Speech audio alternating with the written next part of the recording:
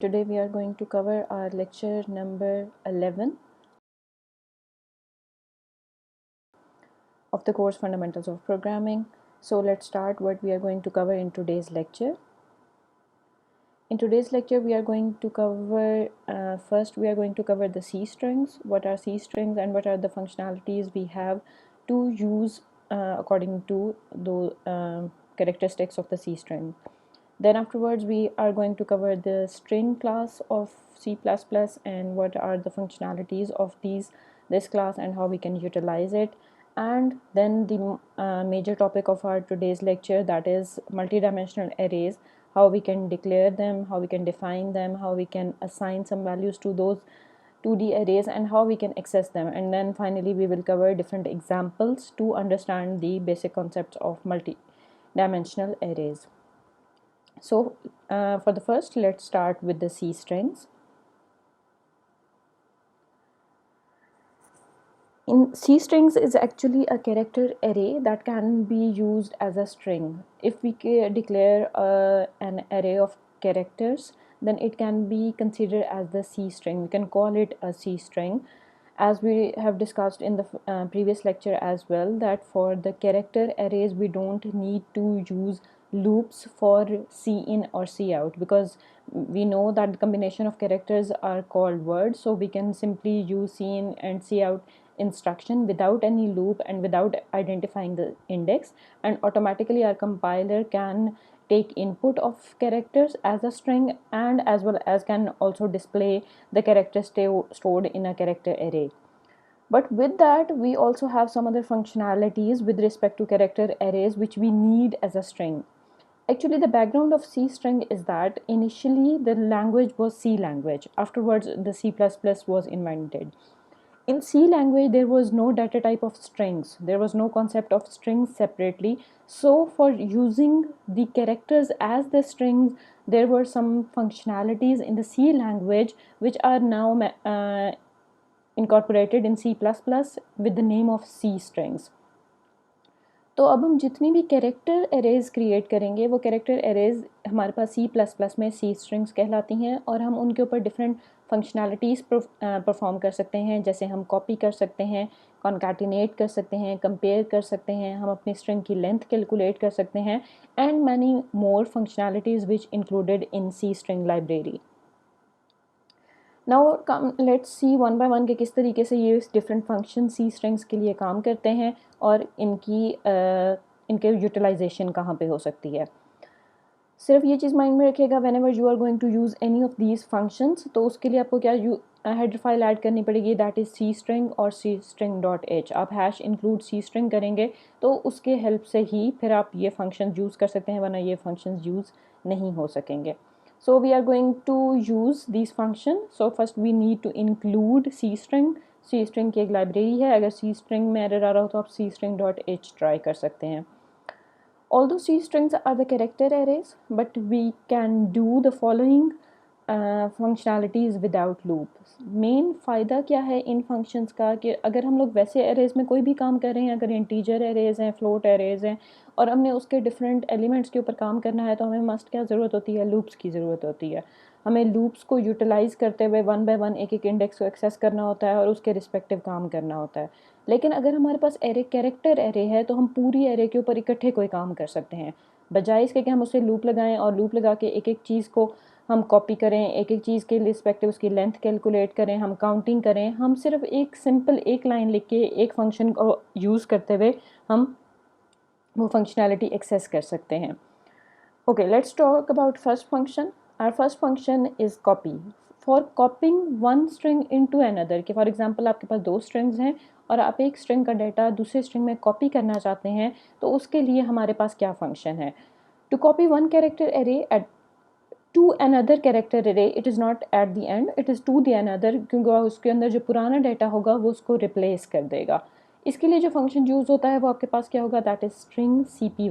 cpy is stands for copy, str stand for string, so it is string copy strcpy brackets, और brackets के अंदर आपको दो strings define करनी होंगी, स्ट्रिंग 1 एंड स्ट्रिंग 2. स्ट्रिंग 2 का डाटा कॉपी हो जाएगा आप किसके अंदर, स्ट्रिंग 1 के अंदर. स्ट्रिंग 1 में अगर पहले से कोई डाटा एग्जिस्ट करता था तो वो आपके पास ख़त्म हो जाएगा, वो फर्दर एग्जिस्ट नहीं करेगा। Now let's have a look कि हमारे पास ये फंक्शन जो हम लोगों ने अभी स्ट्रिंग कॉपी के लिए बात की है वो कैसे काम करता है। Let's suppose we have a character array, हमारे पास एक कैरेक्टर एरे है एरे 1 और हमने इसको अंदर 20 फॉर एग्जांपल मैक्सिमम कैरेक्टर्स हमने कहा है कि 20 हो सकते हैं और इसको डिफ़ाइन कर दिया है with a string that is hello. हम इसको सीन भी करवा सकते हैं but for the time saving मैं इसको फ़िलहाल असाइन कर रही हूँ। And we have for example another character array that is array 2. So and I don't have any data in it for example, or even okay fine we can say we have some data in it that is a. अगर मैं इनको simply सी out करवाती हूँ, अगर मैं array 1 को सी out करवाऊँगी तो मेरे पास हेलो प्रिंट हो जाएगा। अगर मेरे पास मैं एरे 2 को सी आउट करवाती हूँ तो ये आपके पास 5 टाइम्स ए प्रिंट हो जाएगा। लेकिन मैंने क्या करना चाह रही हूँ कि मैं स्ट्रिंग 1 का डाटा कॉपी करना चाह रही हूँ स्ट्रिंग 2 के अंदर without using any loops. One of the method is using loops, कि आप लूप लगाएं 20 तक का और 1 बाय 1 एक एक करके एक एक कैरेक्टर कॉपी कर दें। एच ए की जगह कॉपी हो जाए, ई कॉपी हो जाए, एल कॉपी हो जाए, देन सेकेंड एल कॉपी हो जाए, देन ओ कॉपी हो जाए। But I want to copy the whole of the string into another string. मैं बजाय इसके कि मैं इसको एरे की तरह हैंडल करूँ, मैं इसको एज अ स्ट्रिंग हैंडल करना चाह रही हूँ। तो उसके लिए मैं क्या यूज़ कर सकती हूँ कि मुझे सबसे पहले ऐड करनी पड़ेगी अपने पास एक header file that is hash include C string dot H. Let me try with dot H. I am not sure कि ये डॉट एच के साथ चलेगी या without dot H. Let me try. Okay, so it is saying it do not have any file with the dot h. Let's try the simple C string. Okay, so if we have the simple C string library and then ये आपके compiler पे depend करता है कि आपके पास C string use करेंगे या C string dot H use करेंगे। तो आप ट्राई करके देख लीजिएगा जो आपके पास वर्किंग हो। उसके बाद हम आपका क्या यूज़ करना चाह रहे हैं, strcpy का function that is string copy. हम किस में कॉपी करना चाह रहे हैं, हमारी डेस्टिनेशन क्या है। हमारी डेस्टिनेशन है कि हम एरे 2 के अंदर कॉपी करना चाह रहे हैं, कॉमा किसको कॉपी करना चाह रहे हैं, एरे 1 को। That's it. कोई लूप नहीं, कोई इंडेक्स नहीं, कोई कैलकुलेशंस नहीं। हमने सिर्फ एक छोटा सा फंक्शन यूज़ किया है जिसकी हेल्प से हमारा ऑटोमेटिकली कंपाइलर हेलो कॉपी कर देगा इन ट्रिपल ए की जगह और सारे के सारे। इवन ये कैरेक्टर्स ज़्यादा भी होंगे तो बाकी इस कैरेक्टर्स को वो स्किप कर देगा।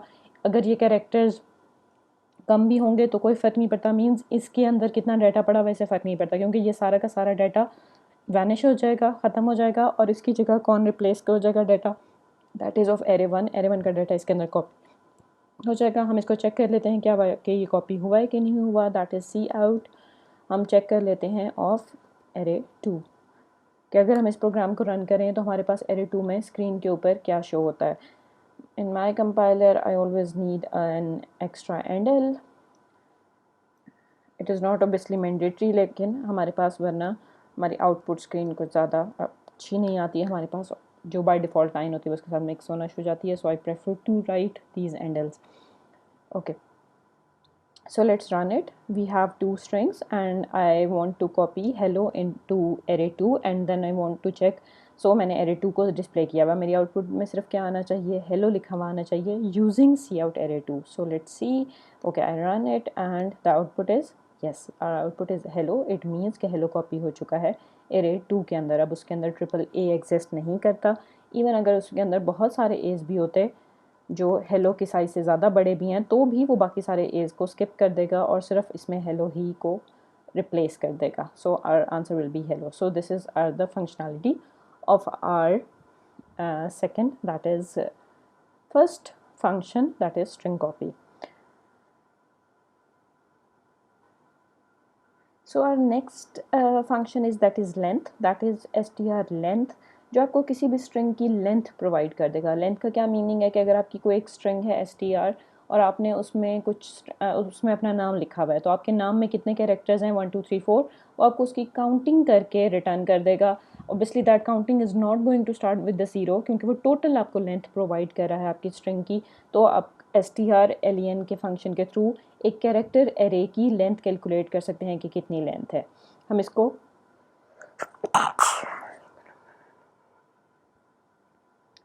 हम इसको यूज़ करके देख लेते हैं कि ये हमारे पास किस तरीके से ये रन होगा।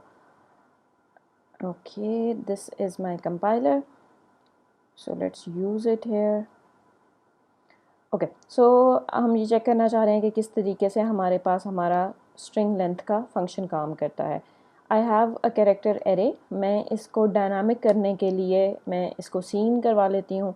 मेरे पास कैरेक्टर एरे है and I wrote C out और मैं कहती हूँ enter for example your name NAME. Okay so enter your name. मैंने यूज़र से कहा है कि वो अपना नेम एंटर करे और उसको मैंने सी इन करवा लिया. किसके अंदर सेट करना है? एरे 1 के अंदर. ऑल्दो इट्स एन एरे, लेकिन क्योंकि ये कैरेक्टर एरे है तो मैं विदाउट लूप भी इसको डायरेक्टली यूँ करके सी इन करवा सकती हूँ. तो वो जितने भी कैरेक्टर्स हों हम यूज़र एंटर करेगा. इसका नेम एरे 1 है इसलिए एरर आ रहा है. वो जितने भी कैरेक्टर यूज़र एंटर करेगा वो इस एरे के अंदर सेव होते जाएंगे वन बाय वन. और जहाँ पे यूज़र एंड करेगा आखिर में एक नल कैरेक्टर ऐड हो जाएगा, सिर्फ कंपाइलर की निशानी के लिए कि यहाँ पे स्ट्रिंग ख़त्म हो रही है. वो नल कैरेक्टर ना तो यूज़र को नज़र आएगा ना बीइंग प्रोग्रामर हमें कहीं नज़र आएगा. वो सिर्फ और सिर्फ कंपाइलर अपनी आसानी के लिए नोट करता है. जैसे अगर मैंने सैरिश एंटर किया तो वो सैरिश लिखेगा और सैरिश के बाद एक नल कैरेक्टर एंड पे डाल देगा for the convenience of the compiler कि जब मैं इसको सी आउट करवाऊँ तो कंपाइलर ने वहाँ तक सी आउट करवाना होता है जहाँ तक नल कैरेक्टर है, या वहाँ तक उसने चेक करना होता है जहाँ तक उसके पास नल कैरेक्टर नहीं आ जाता. So I have this end now I want to calculate the length of my name. So int L, एक लेंथ के लिए मैं एल वेरिएबल बना लिया और फंक्शन कौन सा यूज़ कर लेते हैं? strlen. So this is my length function and I just need to write only my array name. That's it. ये मेरे पास मैंने स्ट्रिंग लेंथ का फंक्शन यूज़ किया. किसके लिए यूज़ किया? For this array. और मैंने इस एल के अंदर सेव करवा दिया and then I displayed length of your name is, so that is L and L. Okay. So मैंने स्ट्रिंग लेंथ के थ्रू लेंथ कैलकुलेट की, एल के अंदर डाली और फिर मैंने उसको यूज़ कर लिया जो भी मेरे पास साइज़ कैलकुलेट हुआ है. So let's run it. It is giving me some warning. Actually ये फंक्शन कैरेक्टर्स पॉइंटर्स पे काम करता है but character pointer and character arrays are the mostly same thing. So there is no issue particularly. So let's run it और हमारे पास हम देखते हैं कि क्या आउटपुट आती है. सो हमने प्रोग्राम को रन किया.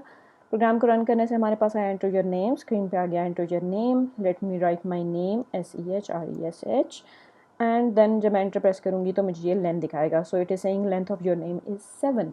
सो कैलकुलेटेड S 1 2 3 4 5 6 7. तो हमारे पास 7 ही कैरेक्टर्स हैं तो उसने एग्जैक्टली 7 कैरेक्टर्स डिस्प्ले कर दिए हैं कि आपने 7 कैरेक्टर्स आपके नेम में एग्जिस्ट करते हैं. So this is our string length function.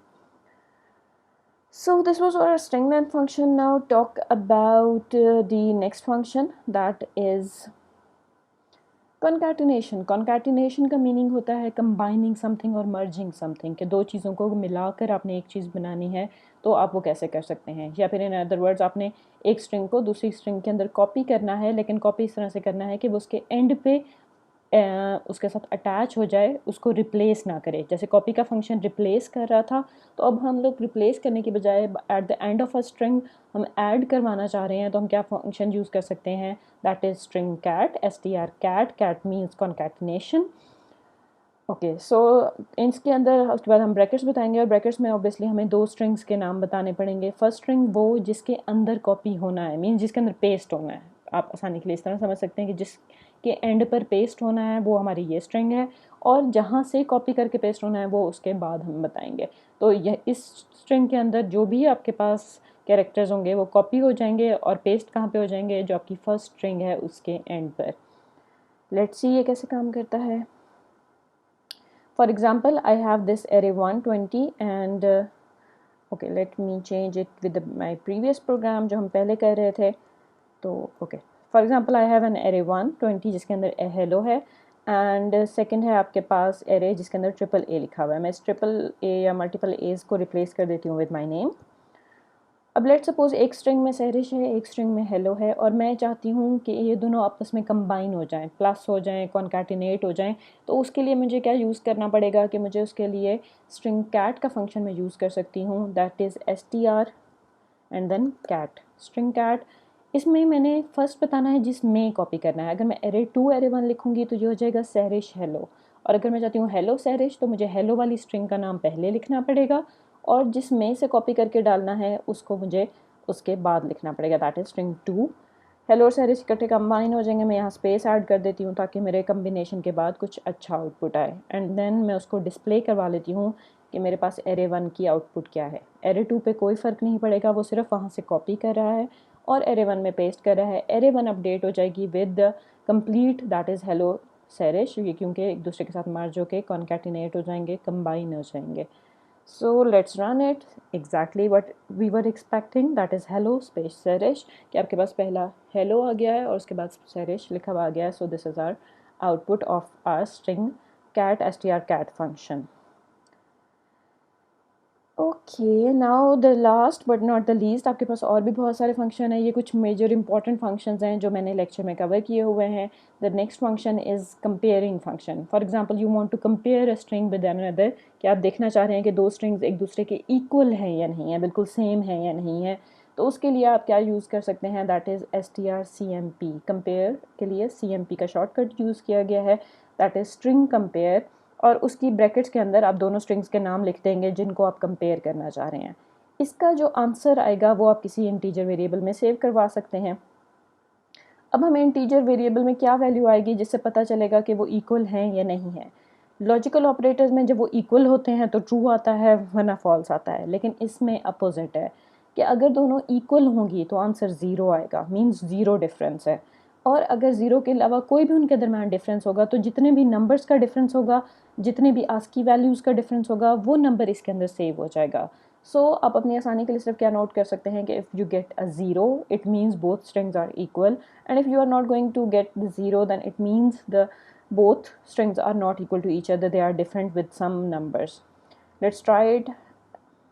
Okay, for example हम इसी एग्जाम्पल को आगे कंटिन्यू कर लेते हैं। एक में है हमारे पास हेलो, एक में है हमारे पास सैरिश। हम इनको कंपेयर करना चाह रहे हैं क्या ये दोनों सेम हैं कि नहीं है। सो strcmp फॉर कंपेयरिंग, और ऑब्वियसली जो इसका आंसर आएगा वो मुझे किसी integer, for example s is equal to, मैं सेव करवा लेती हूँ, इस s में सेव करवा लिया कि हमारे पास डिफरेंस क्या है। ओके, डिफरेंस के लिए वर्ड हम तो डिफरेंस रखते हैं वेरिएबल का नाम।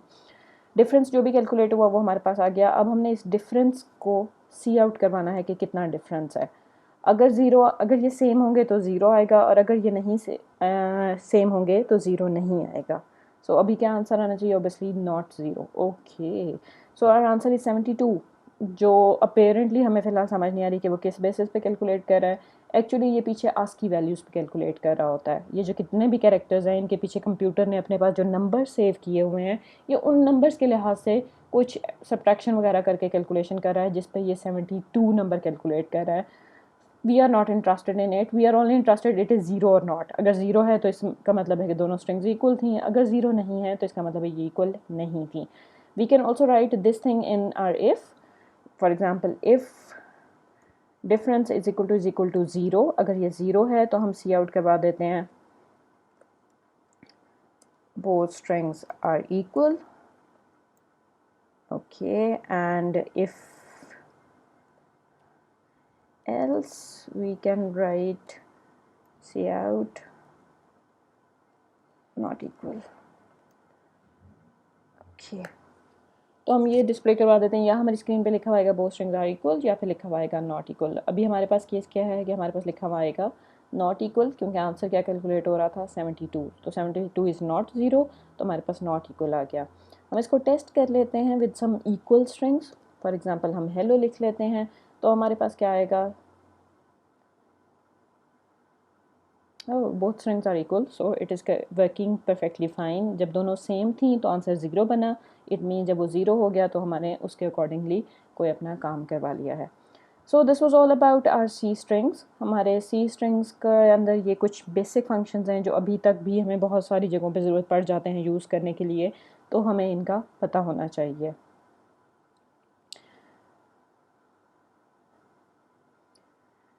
So it was all about C strings. Now start with the string class in C++. जैसे मैंने अभी थोड़ी देर पहले बताया कि C strings का कॉन्सेप्ट था जब हम C लैंग्वेज यूज़ कर रहे थे, क्योंकि C लैंग्वेज के अंदर स्ट्रिंग नाम की कोई डाटा टाइप मौजूद नहीं थी। हमारे पास सिर्फ और सिर्फ क्या अवेलेबल थी, दैट इज़ कैरेक्टर एरेज, और हम कैरेक्टर एरेज को एज स्ट्रिंग हैंडल करते थे। अब हम क्या करना चाह रहे हैं कि अब हम अपने एज अ हमारे पास string as a data type available है, जैसे इंटीजर है, फ्लोट है, आपके पास कैरेक्टर है, बिल्कुल उसी तरीके से एक स्ट्रिंग हमारे पास डाटा टाइप प्रोवाइड कर दी गई है। ऑब्वियसली C++ में क्योंकि हर चीज़ एक क्लास होती है, तो एज अ क्लास वो डिफ़ाइन कर दी गई है हमारे कंपाइलर की तरफ से। अगर आप स्ट्रिंग्स का कोई भी काम करना चाहते हैं अपने प्रोग्राम में, स्ट्रिंग्स को ऐड करना चाहते हैं, तो आपको क्या करना पड़ेगा, हेडर फाइल्स में that is hash include string, आपको स्ट्रिंग्स ऐड करनी पड़ेंगी और आप उसके बाद कोई भी स्ट्रिंग डिफ़ाइन कर सकते हैं, कोई भी स्ट्रिंग का वेरिएबल बना सकते हैं, उसके अंदर कोई भी स्ट्रिंग्स डाल सकते हैं, उसे एक्सेस कर सकते हैं। And the most interesting thing is कि हमारे पास इस लाइब्रेरी के अंदर बहुत सारे फंक्शंस अवेलेबल हैं, जैसे erase, replace, find, size and many more. ये आपके बुक के अंदर सारे के सारे फंक्शंस गिवन हैं, आपको जो फंक्शन ज़रूरत है आप वहाँ से चेक करके एक्सेस कर सकते हैं। So it is a very big list of the functions जिनको आप यूज़ कर सकते हैं, जो फ़िलहाल अभी हम इस क्लास में कवर ऑब्वियसली नहीं कर सकते सारे फंक्शंस, लेकिन आप इनको देख सकते हैं and they are very simple to use. हम सिंपल स्ट्रिंग देख लेते हैं कि हम स्ट्रिंग कैसे इनिशलाइज़ करते हैं या कैसे कैलकुलेट करते हैं।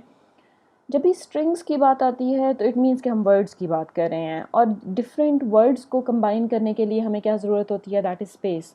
एक वर्ड के बाद स्पेस होती है, फिर दूसरा वर्ड, फिर स्पेस, फिर तीसरा वर्ड एंड स्पेस। जैसे आपके पास ये सेंटेंसेस लिखे हुए हैं, रादर स्पेस, यूजिंग स्पेस, सी स्पेस, स्ट्रिंग्स, कॉमा, स्पेस। तो आपके पास स्पेस यूज़ होती है, लेकिन हमारे पास जो इनपुट लेने के लिए फंक्शन अवेलेबल है that is C in. Cin function के अंदर ये प्रॉब्लम है कि सीन फंक्शन स्पेस और एंटर दोनों के लिए कैसे काम करता है, एज अ टर्मिनेटर। मींस अगर यूज़र ने स्पेस प्रेस कर दिया है, इसका मतलब है उसने अपनी स्ट्रिंग कंप्लीट कर दी है, या उसने एंटर प्रेस कर दिया है तो इसका मतलब है कंप्लीट हो गया है। मल्टीपल लाइंस में हम अपना डाटा नहीं लेके जा सकते। अगर मैंने अपना फुल नेम एंटर करना है, तो फुल नेम एंटर करने के लिए मुझे सहरिश स्पेस खान लिखना है, तो स्पेस जैसे ही मैं डालूंगी तो उसके बाद वो इनपुट लेना छोड़ देगा, वो वहाँ पे टर्मिनेट कर देगा। इस प्रॉब्लम को कवर करने के लिए भी हमारे पास एक फ़ंक्शन अवेलेबल है that is gate line.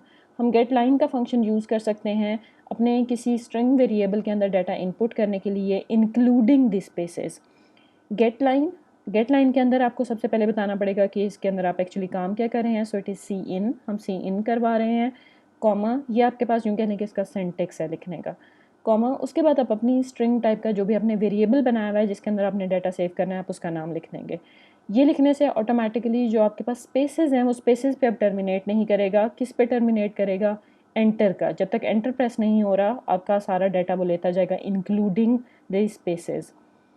Let suppose आपको ऐसी ज़रूरत पड़ गई है कि आपने मल्टीपल लाइंस में डाटा लेना है, आपने कोई पोएम लिखनी है, एक लाइन, दूसरी लाइन, तीसरी लाइन, आपने कंटिन्यू करते जाना है, और उसके बाद आपने अपने लिए कोई कैरेक्टर सोचा हुआ है कि जैसे मैं फुल स्टॉप प्रेस करूँगी तब स्टॉप हो जाए, या फिर मैं बैकस्लैश जब प्रेस करूँ तब स्टॉप हो जाए। आप कोई भी कैरेक्टर डिफाइन कर सकते हैं जिसके ऊपर आपने स्टॉप करना है।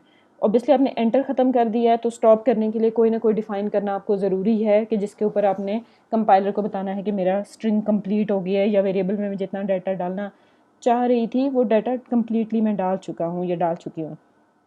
तो उसके लिए आप यही फंक्शन ही दोबारा यूज़ कर सकते हैं, दैट इज़ गेट लाइन। सिर्फ इसमें चेंज क्या आएगी, इसमें एक थर्ड पैरामीटर देना पड़ेगा।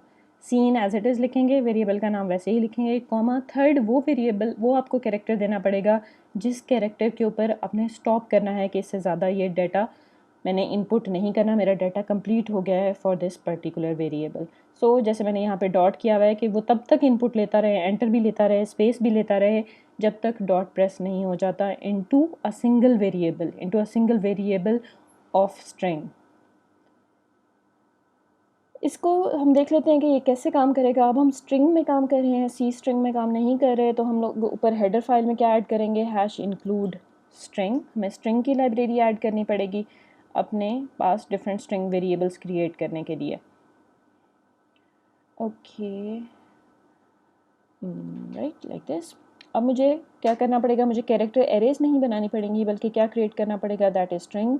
मैं str इसका नाम लिख देती हूँ, इज़ इक्वल टू, मैं इसको किसी भी स्ट्रिंग के इक्वल डिफ़ाइन कर सकती हूँ। लेट सपोज मैंने इसको डिफ़ाइन कर दिया विद द हेलो, तो ये इस तरीके से डिफ़ाइन हो गई। मैं इसको चाहूँ तो एक और स्ट्रिंग डिफ़ाइन कर सकती हूँ, str2, and that is equal to Sehrish अगर आप इनको कॉन्कैटिनेट करना चाहते हैं तो सिंपल प्लस करेंगे तो ये कंबाइन हो जाएंगे। अगर आप सिंपल इनमें से कुछ सब्ट्रैक्ट करना चाहते हैं इसमें माइनस भी हो जाएगा। अगर आप less than greater than check करना चाहते हैं वो भी हो जाएगा। ऑल्दो हमारे पास स्ट्रिंग्स में ऑब्वियसली कोई सेंस नहीं बनती लेस देन ग्रेटर देन की या माइनस करने की, बट इसके हम सारे मैथमेटिकल फंक्शंस भी इजीली अप्लाई हो सकते हैं जो हम कैरेक्टर एरेज के ऊपर नहीं कर सकते थे। जैसे आपने कॉपी का करना है तो सिंपली कॉपी का, उसके लिए हम पहले सी स्ट्रिंग में क्या फंक्शन यूज़ कर रहे थे, strcpy, और यहाँ पे बहुत इजी है कि आप सिंपली अगर लिखेंगे str is equal to str2 तो वो स्ट्रिंग 2 का सारा डाटा किस में कॉपी कर देगा, स्ट्रिंग 1 में कॉपी कर देगा। So we don't have any issue in it, simply equal करने से वो स्ट्रिंग 2 का डाटा स्ट्रिंग 1 में कॉपी कर देगा। And for example we want to combine so we can use plus. अगर हम चेक करना चाह रहे हैं एक दूसरे के इक्वल हैं या नहीं तो हम सिंपली इफ़ के अंदर ही डबल इक्वल लगा सकते हैं। जैसे हम पहले क्या करना, कैरेक्टर एरेज में क्या करना पड़ रहा था, स्ट्रिंग कंपेयर यूज़ करना पड़ रहा है और उसके अकॉर्डिंगली फिर हमें एक्शन लेना पड़ रहा था। तो इसमें डायरेक्टली आप इक्वल करके भी कॉपी कर सकते हैं। सो स्ट्रिंग्स के बहुत सारे फ़ायदे हैं, इन्हीं फ़ायदों की वजह से ही इसको C++ के अंदर इंट्रोड्यूस करवाया गया है और इसको यूज़ करने में हेल्पफुल होता है। There might be a question in your mind कि हम फिर फाइनली सी स्ट्रिंग्स को क्यों पढ़ते हैं। सी स्ट्रिंग्स को भी पढ़ना अपनी जगह बहुत इंपॉर्टेंट है क्योंकि समटाइम आपके पास डाटा की नेचर ऐसी होती है कि जहाँ से आप डाटा एक्सट्रैक्ट कर रहे हैं, जैसे फॉर एग्जांपल किसी पुरानी फाइल से एक्सट्रैक्ट कर रहे हैं, आपके पास पुरानी कोई टेप थी जिससे आप एक्सट्रैक्ट कर रहे हैं, उसके अंदर डाटा कैरेक्टर्स की फॉर्म में था। आपने कैरेक्टर्स को क्योंकि फ़ैच करना है तो आप स्ट्रिंग्स में डायरेक्टली फ़ैच नहीं कर सकते, तो आपको कैरेक्टर एरेज में करना पड़ता है। बाद में आप उन कैरेक्टर एरेज को एज स्ट्रिंग हैंडल करना चाहते हैं तो आप उन फंक्शंस को यूज़ करके भी उसको यूटिलाइज़ कर सकते हैं। सो उनका अपनी एडवांटेज है, उनकी अपनी एप्लीकेशंस हैं, स्ट्रिंग की अपनी एप्लीकेशंस हैं और अपने एडवांटेजेस हैं। Okay, now the function get line. Let's suppose I have a string और मैं स्ट्रिंग के अंदर सीन डाटा करवाना चाह रही हूँ लेकिन विद इंक्लूडिंग स्पेसेस। तो मैं क्या यूज़ कर सकती हूँ, गेट लाइन। इसके अंदर मुझे लिखना पड़ेगा सी इन कॉमा आगे वेरिएबल का नाम that is str and that's it. Okay, उसके बाद मैं इसको सी आउट करवा लेती हूँ कि मेरे पास str के अंदर क्या डाटा सी आउट हुआ है, लाइक दिस। तो मैंने एक स्ट्रिंग वेरिएबल बनाया, उसके अंदर मैं डाटा इनपुट सीन करवा रही हूँ लेकिन गेट लाइन के फंक्शन के थ्रू करवा रही हूँ ताकि वो स्पेसेस के साथ मेरा जैसे फुल नेम एंटर करवा सके। Cout enter your full name.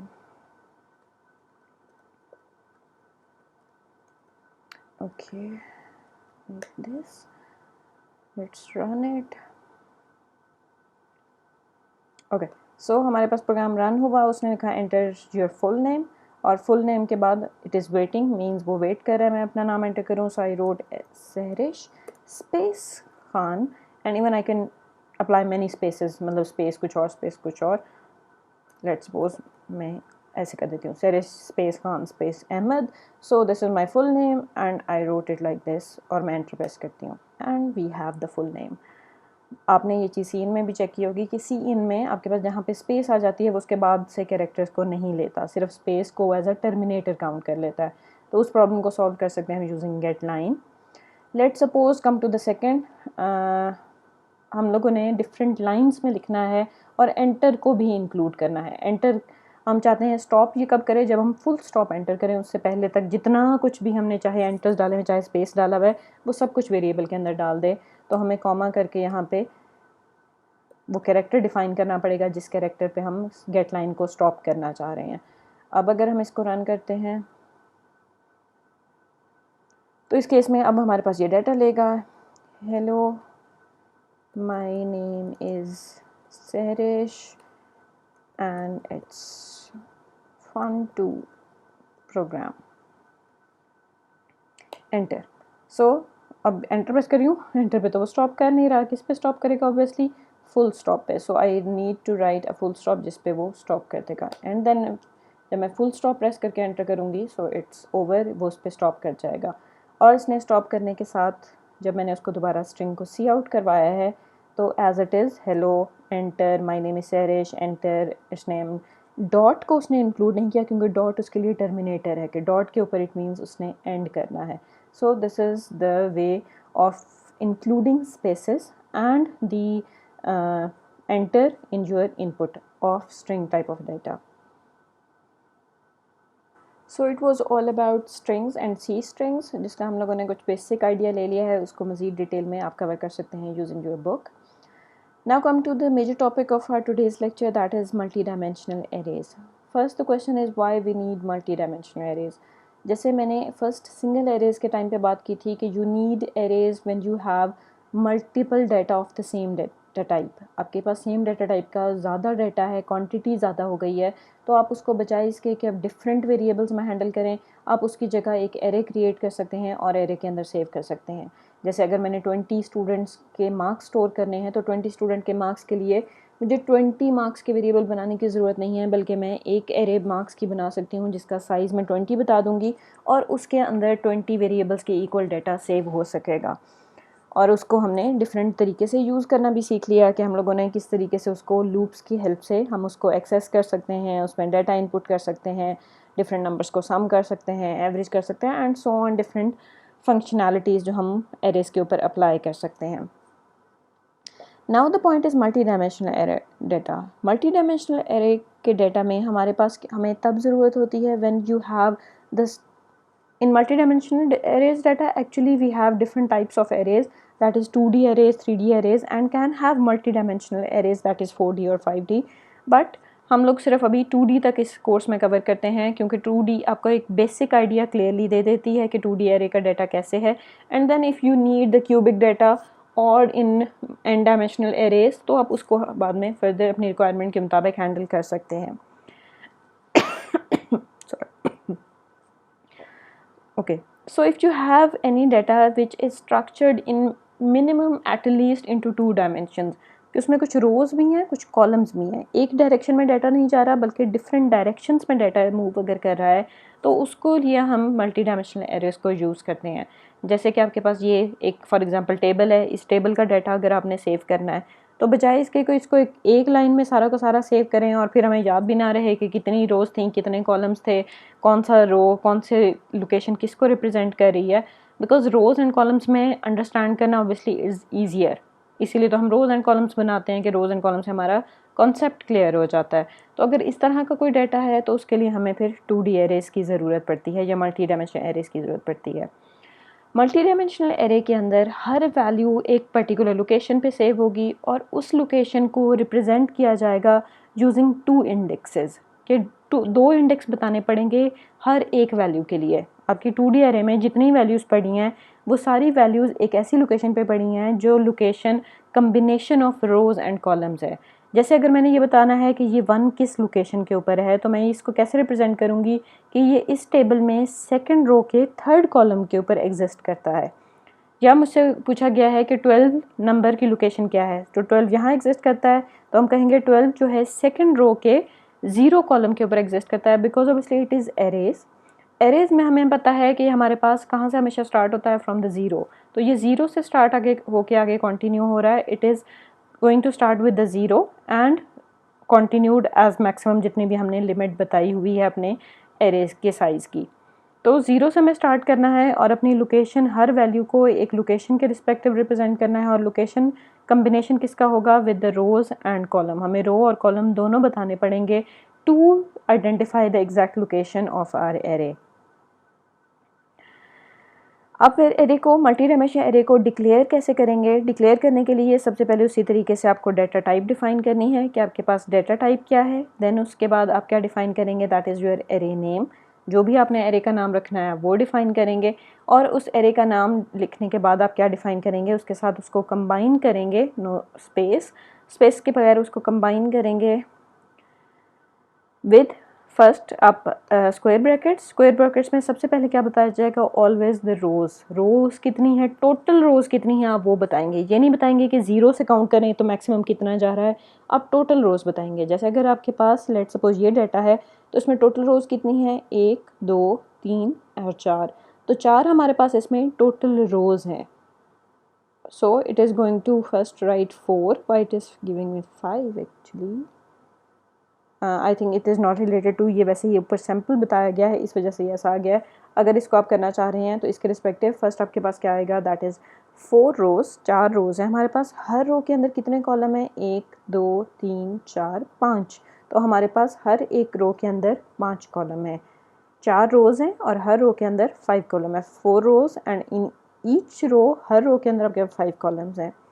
Multi dimensional arrays को नेस्टेड एरेज़ भी कहा जाता है। ये नेस्टेड एरेज़ कैसे हैं कि ये बिग एरे है जिसमें डिफरेंट 1 डायमेंशनल एरेज़ हैं। एक 1D एरे, दूसरी 1D एरे, तीसरी 1 डायमेंशनल एरे एंड तीसरी चौथी 1 डायमेंशनल एरे। तो आपके पास हर रो एक एरे को रिप्रेजेंट कर रही होती है और उस एरे के अंदर डिफरेंट कॉलम्स होते हैं। लेकिन आपके पास जब आप 2D एरे डिफाइन करेंगे, ये आपके पास मैंडेटरी होता है कि आपके पास सारी रोज़ के लिए सेम नंबर ऑफ़ कॉलम्स होंगे। आप ये नहीं कह सकते कि पहली रोज़ में 3 हैं, अगली रो में 4 हैं, अगली रो में 5 हैं। ऐसा नहीं हो सकता। आपको साइज़ जो आप डिफ़ाइन करते हैं वो कॉलम नंबर हर रो के लिए डिफ़ाइन हो जाता है कि 4 रोज़ हैं और हर रो के अंदर कितने कॉलम्स हैं? 5 कॉलम्स हैं। लेट सपोज आपने लिखा है इन टेबल 0 0, तो ये लोकेशन कौन सी बनेगी? 0 row 0 column. So this is your location. Next one is 4,3. We don't have any 4, so it is not going to work properly. It is going to give us the error. 4 की बजाय आपके पास यहाँ पे क्या आ जाएगा? 3. 3 is the third row और third row में कौन सा कॉलम है? That is fourth column. 0 1 2 3 and fourth, in fact fifth column. So it is going to be like this. So it is third row है हमारे पास और थर्ड रो के अंदर कौन सा कॉलम है? फिफ्थ कॉलम है। 0 1 2 3 and 4. I am saying it wrong क्योंकि ये स्पेसेस गलत हैं यहाँ पे। ओके सॉरी, मैं इससे कंफ्यूज हो रही थी। Right, like this 0 1 2 3 and 4. So it is going to be 3,4. जब मैक्सिमम 5 है तो 5 तो यहाँ आ नहीं सकता क्योंकि 0 से शुरू होगा तो ये 4 तक होगा मैक्सिमम। ये 4 है साइज़, तो ये 0 से लेके हमेशा ऑब्वियसली 3 तक होगा। तो इससे ज़्यादा बड़ी वैल्यूज़ तो हमारी कभी भी इंडेक्स डिफाइन करते हुए हो नहीं सकती। So 3,4 mean third row and fourth column.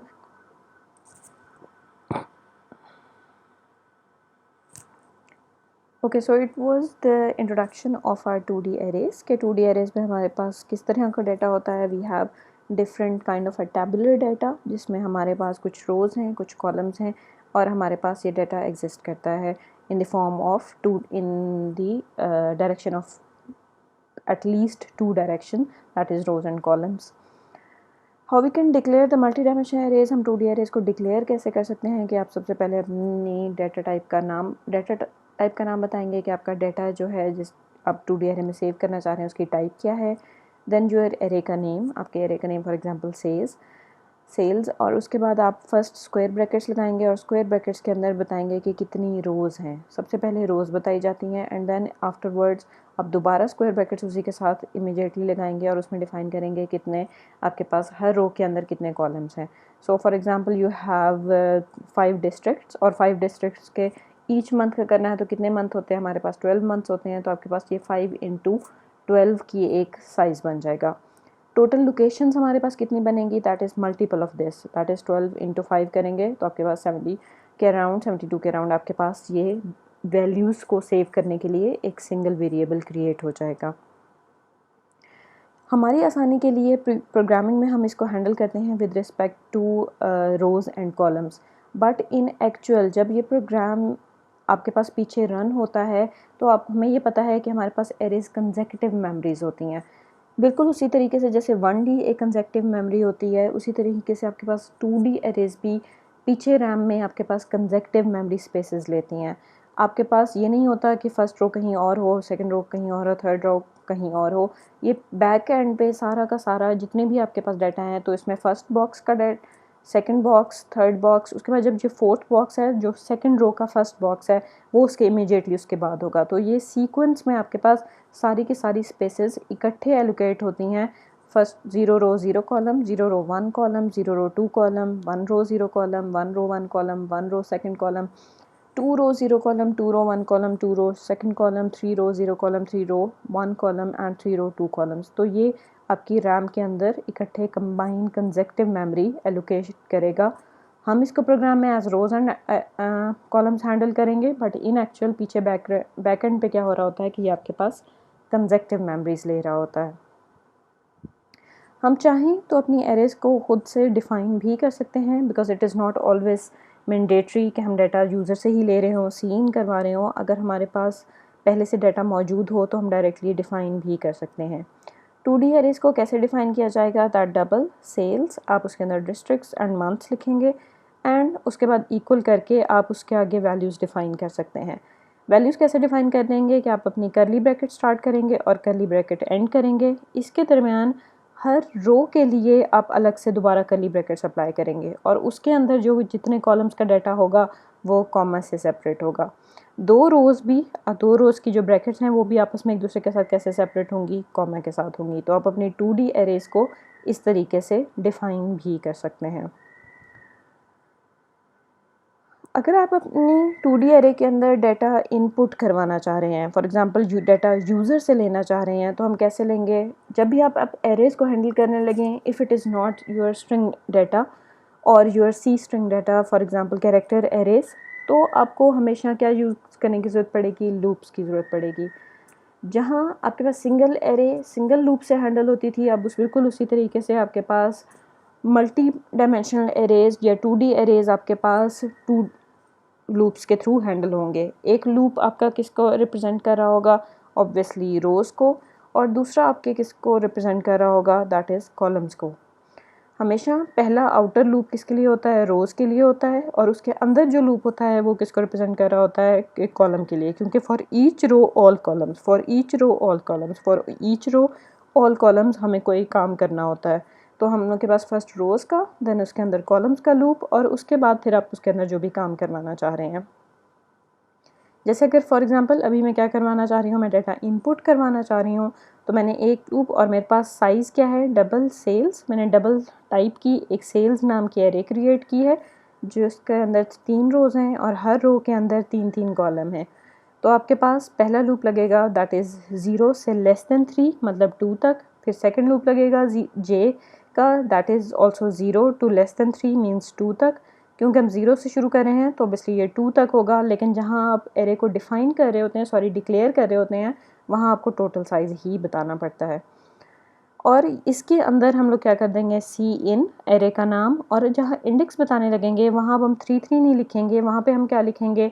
हम लोग के पास पहली दफ़ा क्या लोकेशन होनी चाहिए? पहली दफ़ा हमारे पास लोकेशन होनी चाहिए 0 0, फिर 0 1, फिर 0 2, फिर 1 0 1 1 1 2, फिर 2 0 2 1 2 2, फिर 3 0 3 1 3 2 एंड सो ऑन। जितना भी हमारा साइज़ है, हमारी ये इंडेक्स इस तरह से चलने चाहिए।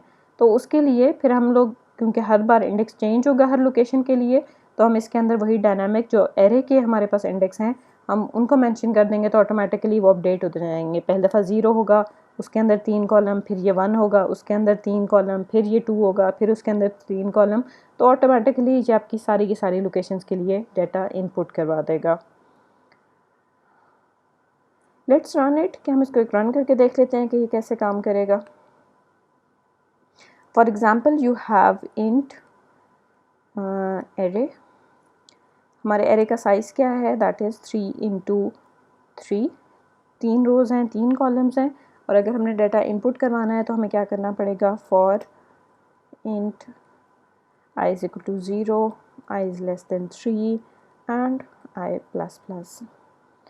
अब फॉर ईच रो, अब हमने यहाँ पे ये बता दी, लूप बता रहा है कि हमने 3 रोज़ के लिए काम करना है, क्योंकि हमारे पास 3 रो हैं। हर रो के अंदर कितने कॉलम हैं वो उसका लूप लगा लेते हैं। For int j is equal to 0, j is less than 3 and j plus plus. आपने अगर इसके साथ इक्वल लगाना है तो आप इक्वल भी लगा सकते हैं, लेकिन फिर आप इसको 2 करेंगे। ऑब्वियसली इक्वल 2 के इक्वल तक जाना है और 3 से लेस तक जाना है। सो अगर सिर्फ लेस लिख रहे हैं तो 3, अगर इक्वल का साइन डाल रहे हैं तो 2। Same rule for the nested loop और any loop whenever you are handling the arrays.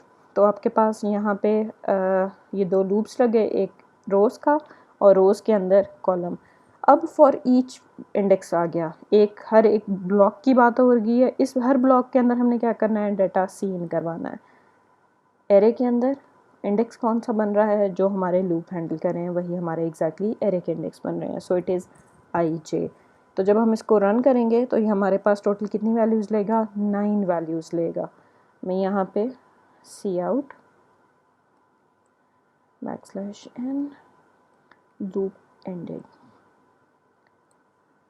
मैं सिर्फ ये करवा देती हूँ ताकि मेरे पास ये एग्जैक्टली क्लियर हो जाए जब हमारा प्रोग्राम डेटा इनपुट कर चुका हो तो हमारे पास एंडल हो जाए। तो हम इसको रन करके देख लेते हैं।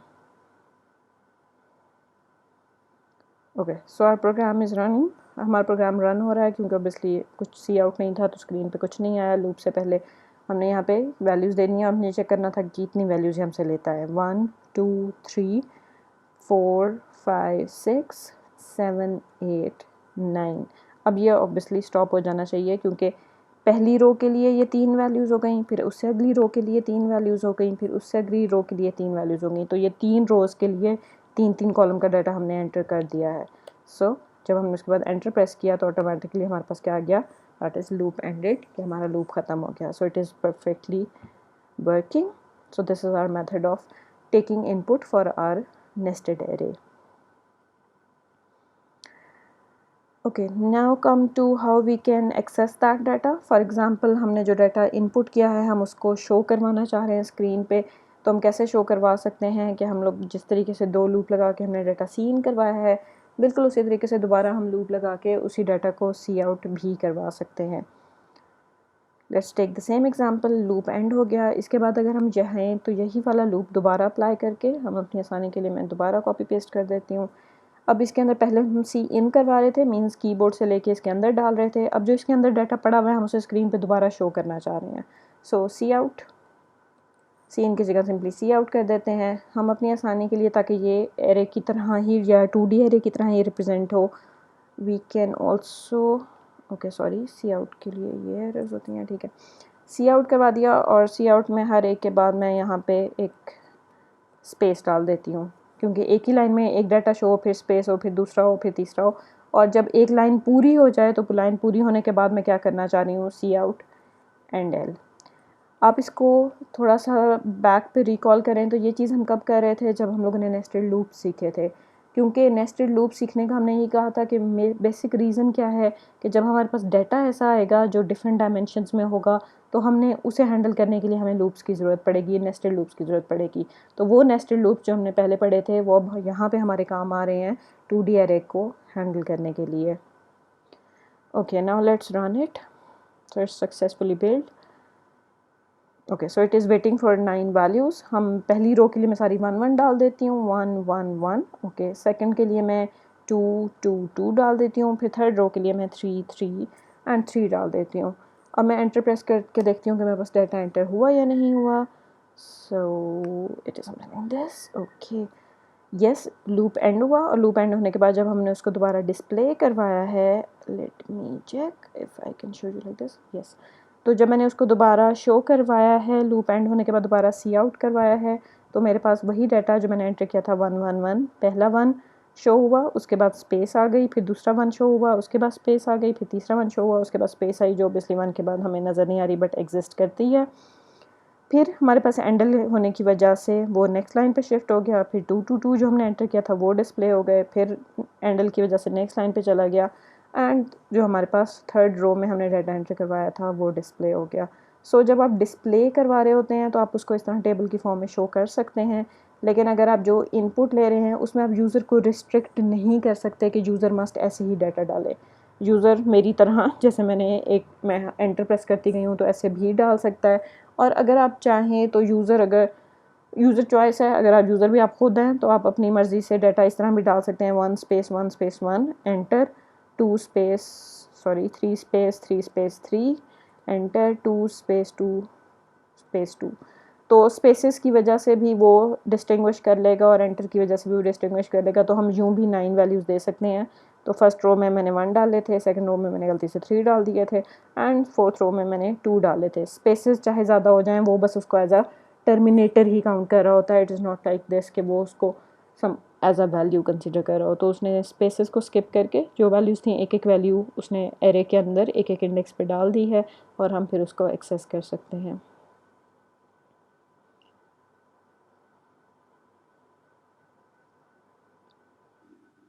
Okay, now let's see some examples. हम कुछ एग्जांपल्स देख लेते हैं 2D एरे की, कि हम 2D एरे को कहाँ और कैसे यूज़ कर सकते हैं। Let's start with a very basic example.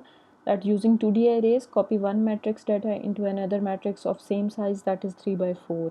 अब एक के पास एक मैट्रिक्स है जिसके अंदर जिसका साइज़ है 3/4 मीन्स 3 रोज़ एंड 4 कॉलम्स, और आपने उसका डेटा कॉपी करना है एक और मैट्रिक्स के अंदर जो सेम साइज़ का है दैट इज़ 3/4। तो ये आप कैसे करेंगे?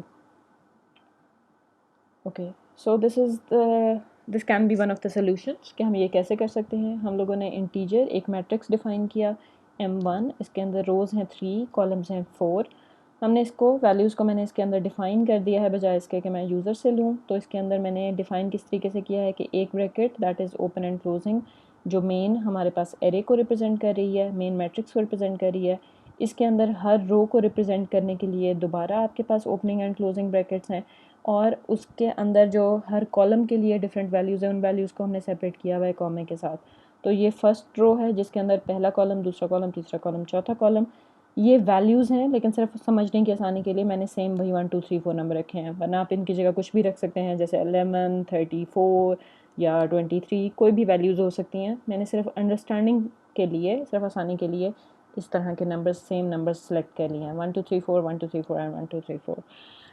मैंने ये डाटा, इस मैट्रिक्स का डाटा एक और मैट्रिक्स में कॉपी करना है, तो मुझे सेम साइज़ का एक और मैट्रिक्स चाहिए, तो मुझे एक और 2D एरे चाहिए इंटीजर टाइप की। तो मैंने एक और एरे डिक्लेयर कर दी इंट m2 3,4 और 3 स्क्वायर ब्रैकेट्स 4।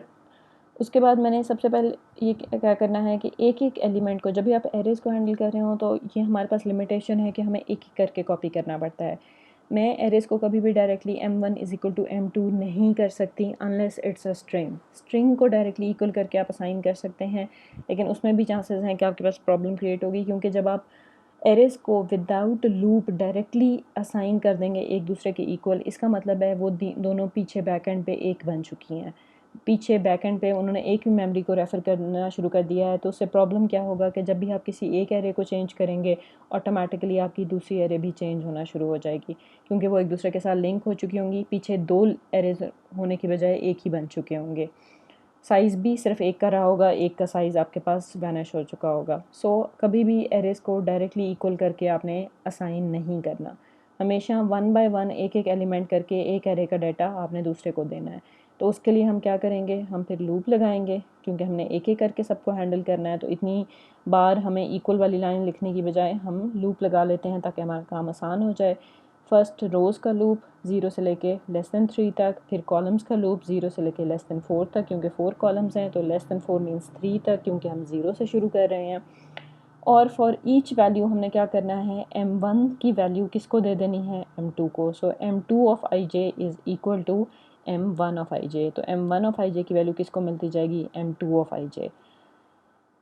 फर्स्ट टाइम जब आपका लूप चलेगा आई की वैल्यू 0 होगी, जे की वैल्यू भी 0 होगी, तो हम कह रहे हैं m1 की 0 0 लोकेशन के ऊपर जो वैल्यू पड़ी है वो किसको मिल जाए, m2 की 0 0 लोकेशन को। तो m1 की 0 0 लोकेशन पे क्या पड़ा हुआ है, 1, तो वो किस में चला जाएगा, m2 की 0 0 लोकेशन को। फिर जब लूप आगे चलेगा तो जे की वैल्यू हो जाएगी 1, तो m1 की 0 1 लोकेशन पे 0 रो के फर्स्ट कॉलम मीन्स इसकी वैल्यू की बात हो रही है, ये कॉपी हो जाए किसके अंदर, कॉपी हो जाए m2 की सेम लोकेशन पे। तो m1 की सारी लोकेशन का डाटा हम एक एक करके किस में कॉपी करते जा रहे हैं, m2 में। और उसके बाद हमने इसको सी आउट करके देख लिया कि ये हमारे पास सी आउट प्रॉपर्ली हो रहा है कि नहीं हो रहा, तो फॉर हम लोगों ने एज अ मैट्रिक्स से इसको शो कर दिया है। Let me run it. मैं शो कौन सा डाटा करवा रही हूँ, दैट इज़ m1। ओके, मुझे पहले हम m1 में देखते हैं क्या डाटा है, हम उसको शो करवा लेते हैं। ओके, हमारे पास m1 में डाटा है 1 2 3 4 एंड 1 2 3 4 एंड 1 2 3 4, क्योंकि एंड पे हमारे पास एक और वो प्रोग्राम के साथ मिक्स हो रहा है, मैं उसके लिए यहाँ पे एक एक्स्ट्रा सी आउट लगा लेती हूँ। जैसे मैंने आपको पहले भी कहा था कि मुझे अपने कंपाइलर में इस लाइन को अलग करना पड़ता है, वरना वो उसके साथ मर्ज हो जाती है and it's not so good to see. Okay, so 1 2 3 4 1 2 3 4 1 2 3 4 perfectly fine, हमारे पास ये डाटा हो गया। एक जो ऊपर स्पेस एक्स्ट्रा आ रही है वो फर्स्ट एंडल की वजह से आ रही है कि कोई लाइन भी अभी प्रिंट नहीं हुई होगी और वो पहले ही नीचे एक एंटर आ जाएगा।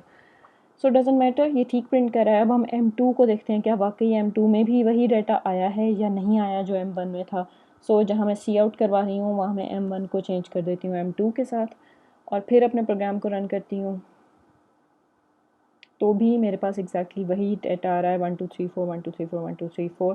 क्यों वही डाटा आ रहा है? क्योंकि सारा M1 का डाटा हम M2 में कॉपी कर चुके हैं और दोनों बिल्कुल इंडिपेंडेंट एरेज हैं।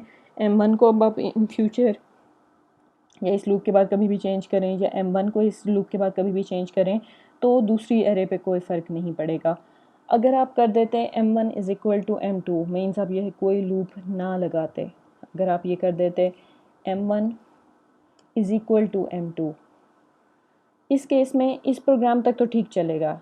ऑल्दो मेरे पास ये यहाँ पे इज़ नॉट असाइनेबल, यहाँ पे एरर दे रहा है। जब आप विजुअल स्टूडियो या डेव में करेंगे तो ये आपको कोई एरर नहीं देगा, आपका वो ईजीली आई एम हैप्पी कि मेरा कंपाइलर मुझे स्टॉप कर रहा है क्योंकि ये गलत मेथड है असाइन करने का। अगर आपका कंपाइलर ये करने भी दे रहा है तो वो उस केस में यहाँ तक तो आपका प्रोग्राम ठीक चलेगा, लेकिन अगर आप इन फ्यूचर प्रोग्राम में बाद में कभी भी कोई चीज़ चेंजेस करते हैं M1 में तो वो M2 भी ऑटोमेटिकली चेंज हो जाएगा, या आप M2 में चेंज करते हैं तो M1 भी ऑटोमेटिकली चेंज हो जाएगा। बिकॉज यूँ करने से दो एरेज पीछे बैक एंड पे आपस में लिंक हो जाती हैं। तो अगर आपका कंपाइलर ये आपको करने भी दे रहा है तो नेवर डू इट। ये आप लोगों ने कभी भी डायरेक्टली इस तरीके से नहीं करना। इस तरह से जो डाटा कॉपी किया जाता है उसको शैलो कॉपी कहते हैं। तो आपने कभी भी शैलो कॉपी क्रिएट नहीं करनी अपनी एरेज की, हमेशा डीप कॉपी क्रिएट करनी है। और डीप कॉपी कैसे क्रिएट करी जाती है? डीप कॉपी हमेशा लूप्स के थ्रू क्रिएट की जाती है कि जिसमें आप एक एक एलिमेंट करके बारी बारी एक एक एलिमेंट को कॉपी करते हैं। Okay, now let's take another example. Example number 2 of our 2D arrays.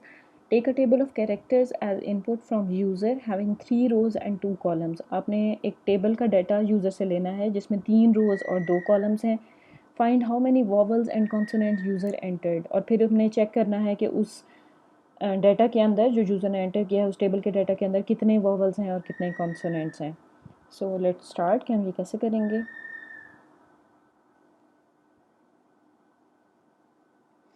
Okay तो हम ये प्रोग्राम इस तरह से करेंगे कि हमारे पास सबसे पहले हमने क्या बताया गया है कि आपने एक टेबल का डाटा लेना है जिसके अंदर 3 रोज़ और 2 कॉलम्स हैं। तो सबसे पहले हमने उस टेबल के लिए अपने पास एक 2D एरे क्रिएट कर ली, टेबल के नाम की ही मैंने क्रिएट कर ली है। और डाटा टाइप उसकी क्या रखती है? कैरेक्टर्स, क्योंकि हमें ये बताया गया था कि उस टेबल के अंदर कैरेक्टर्स सेव होंगे। सो कैरेक्टर टाइप की एक 2D एरे क्रिएट कर दी। उसके अलावा हमें 2 वेरिएबल्स की ज़रूरत होगी। वो कौन से होंगे कि हमने वॉवल्स काउंट करने हैं और कॉन्सोनेंट काउंट करने हैं। तो उसके लिए मैंने 2 वेरिएबल्स डिक्लेयर कर दिए, वो वी काउंट और सी काउंट के नाम से। दोनों को 0 से इनिशियलाइज़ कर दिया because for the time being हमें नहीं पता कि हमारे पास कितने काउंट में वैल्यू आएगी। सबसे पहले हमने ये जितना भी हमारा टेबल है इस टेबल के साथ लिए सारे कैरेक्टर्स हमें यूज़र से लेने हैं। बिकॉज हर एक के लिए डिफरेंट लोकेशन है तो मैंने साथ लोकेशन भी मेंशन कर दी है ताकि यूज़र के लिए आसानी हो जाए नंबर्स एंटर करने, कैरेक्टर्स एंटर करने के लिए। सो कितनी रोज़ थी हमारे पास? 3 रोज़। तो 0 से लेके 2 तक होंगी, 0 से लेस दैन 3 तक होंगी। फिर हमारे पास कॉलम्स कितने हैं? 2। तो हमारे पास 0 से लेस दैन 2 तक होगा या फिर लेस दैन इक्वल टू 1 तक होगा। तो हमने रोज़ एंड कॉलम्स के लिए लूप डिफ़ाइन किया और उसके अंदर हर लोकेशन के लिए हमने यूज़र से वैल्यू एक एक कैरेक्टर्स एंटर करवाते गए हैं। जब हमने सारे कैरेक्टर्स एंटर कर लिए हैं तब हमने उसके बाद हमने उन वैल्यूज़ को अब चेक करना है कि यूज़र ने क्या एंटर किया है। आप चाहें तो ये काम दोनों सेम लूप में भी कर सकते हैं। मीन जो ये इफ़ की कंडीशन लगी हुई है ये सीन के साथ भी आप डायरेक्टली कर सकते हैं कि आपको बार बार लूप लगाने की ज़रूरत नहीं है। तो आप जहाँ पे वैल्यूज़ यूज़र से ले रहे हैं वहीं पे डायरेक्टली भी आप क्या कर सकते हैं कि आप काउंटिंग करते जाएं कि यूज़र ने अभी क्या एंटर किया है और उसके बाद उससे नेक्स्ट वैल्यू लें। मींस यहीं पे आप डायरेक्टली इफ़ की कंडीशन लगा के आप चेक करें कि यूज़र ने जो भी वैल्यू दी है क्या वो A, E, I, O, U में से है। अगर इनमें से कोई वैल्यू है तो हमने वॉवल्स काउंट प्लस प्लस कर दिया है, एल्स हमने कॉन्सोनेंट काउंट प्लस प्लस कर दिया है। तो ये लूप चलता रहेगा, यूज़र एक एक कैरेक्टर एंटर करता रहेगा एरे के अंदर और उस एरे के एलिमेंट को हम चेक करते जाएंगे कि वो वॉवल है या कॉन्सोनेंट है। जब हम लोग के पास लूप ख़त्म होगा तो सारे कैरेक्टर्स एंटर हो चुके होंगे और सारे कैरेक्टर्स एंटर होने के साथ साथ काउंटिंग भी उनकी हो चुकी होगी। तो लूप ख़त्म होने के बाद हम डिस्प्ले करवा देंगे कि हमारे पास कितने वॉबल्स आए हैं और कितने कॉन्सोनेंट आए हैं। सो लेट्स रन इट।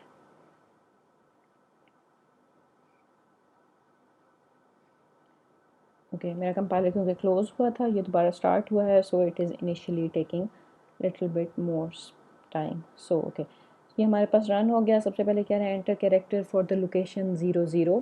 तो ये लोकेशंस मैंने कैसे शो करवाई हुई हैं, सिंपल IJ जो लूप इंडेक्स है मैंने वो एक सी आउट स्टेटमेंट में भी शो करवाया हुआ है ताकि यूज़र को भी पता चलता रहे कि वो किस लोकेशन टेबल में किस लोकेशन के अंदर डाटा डाल रहा है। तो मैं ए बी सी डाल देती हूँ। मैं फॉर एग्ज़ाम्पल ए, फिर B, B C, C and our loops are over. ये हमारे पास इतना ही डाटा था, 3 रोज़ और हर रो के अंदर 2-2 कॉलम। पहली रो के 2 कॉलम, दूसरी रो के 2 कॉलम और फिर तीसरी रो के अंदर 2 कॉलम। इसका डाटा हमने डाल दिया और उसने हमें काउंटिंग करके बता दी that total vowels in the table are 2, क्योंकि 2 ए डाले थे तो ठीक बता रहा है। और total consonant in the table कितने हैं? 4, दैट इज़ 1 2 3 4, जो बी और सी थे। सो हमारे पास करेक्ट उसने कैलकुलेशन कर दी है। Okay, now let's see another example of our 2D arrays. 2D arrays का बहुत बड़ा यूजेज इन मैट्रिक्स है। जैसे हम लोगों ने पहले भी बात किया था कि अगर आप कोई सॉफ्टवेयर बनाना चाह रहे हैं जो मैट्रिक्स को डील करता है, जैसे मैथमेटिक्स के सॉफ्टवेयर्स होते हैं, तो उसके लिए हमें 2D हेल्प करती हैं। लेट्स सपोज आपके पास क्वेश्चन क्या है, using 2D arrays simulate the following matrix operation, कि आपके पास ये जो नीचे मैट्रिक्स का ऑपरेशन हो रहा है इसके लिए एक प्रोग्राम बनाए, एक सिमुलेशन क्रिएट करें।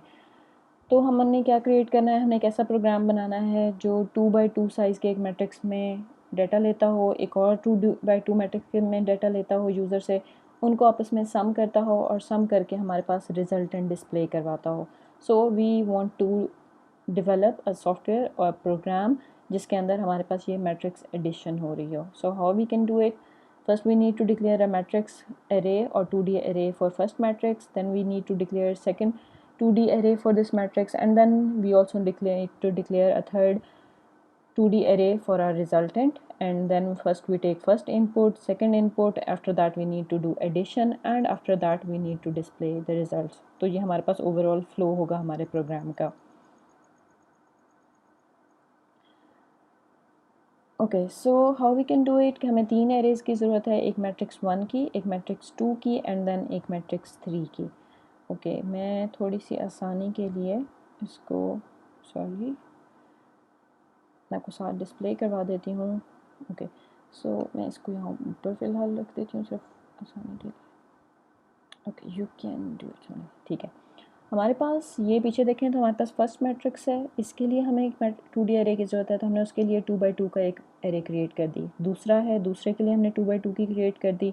जो इनका सम आएगा उसके लिए भी हमने 2, क्योंकि उसके अंदर भी 2 रोज़ और 2 कॉलम्स ही होंगी, सिर्फ जो उसके अंदर वैल्यूज़ होंगी वो इन दोनों के सम होने से आ रही होंगी। पहले हमें फर्स्ट मैट्रिक्स की वैल्यूज़ को यूज़र से लेना है, चाहें तो आप डिफ़ाइन कर सकते हैं, लेकिन ऑब्वियसली मोस्ट अप्रोप्रिएट वन वो है कि आप यूज़र से ले रहे हो ताकि आपका प्रोग्राम डायनामिक बन सके।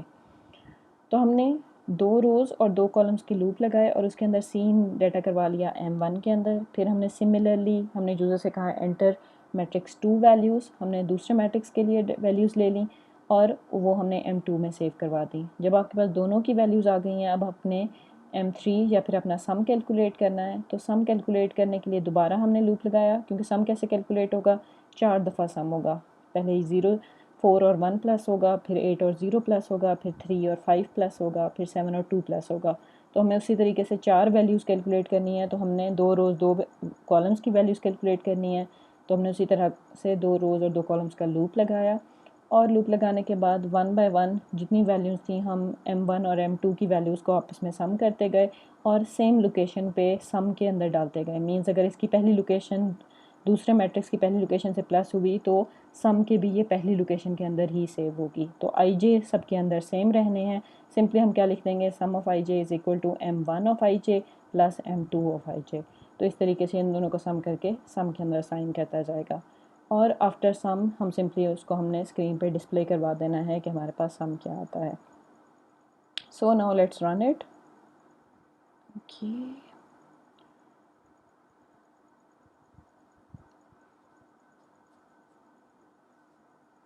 ओके, एंटर मैट्रिक्स 1 वैल्यूज़ वगैरह है, मैट्रिक्स 1 की वैल्यूज़ डालें। फॉर एग्जांपल मैं डाल देती हूँ 1 1 एंड 1 पहले मैट्रिक्स में मेरे पास लेट्स सपोज सारा 1 है। सेकंड मैट्रिक्स की फिर वैल्यूज़ हम 2 2 डाल देते हैं, 2 2 2 एंड 2। तो अब हमारे पास रिजल्टेंट क्या आना चाहिए, तो ऑब्वियसली 3 आनी चाहिए। 1 + 2 3, 1 + 2 3, 1 + 2। आप चाहें तो डिफरेंट वैल्यूज़ डाल के वेरीफाई कर सकते हैं कि हमारी कैलकुलेशंस ठीक हो रही हैं या नहीं हो रही।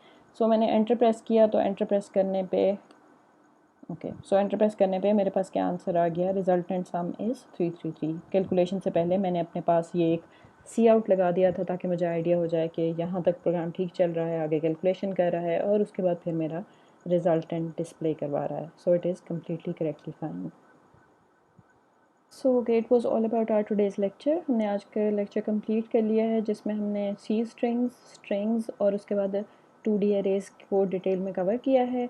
आपको कोई भी चीज़ नहीं समझ आ रही तो just note down your questions, अपने क्वेश्चंस और अपनी सारी क्यूरीज नोट डाउन कर लें। कोई और एग्जांपल्स आपके माइंड में आ रही हैं तो वो भी नोट डाउन कर लें ताकि हम उनको अपने डिस्कशन सेशन में डिस्कस कर सकें। So it was all about it. Thank you, अल्लाह हाफ़िज़।